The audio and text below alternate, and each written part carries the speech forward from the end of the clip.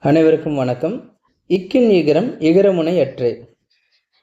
இந்த நூற்பா இக்கு சாரியைக்கு இலக்கணம் சொல்லுகிறது. சென்ற நூற்பா போல தான் இந்த நூற்பா அமைஞ்சிருக்கு. இந்த எடுத்துக்காட்டிலிருந்து பார்ப்போம். ஆடிக்கு கொண்டான். அப்போ ஆடி இகரத்தில் முடிகிறது.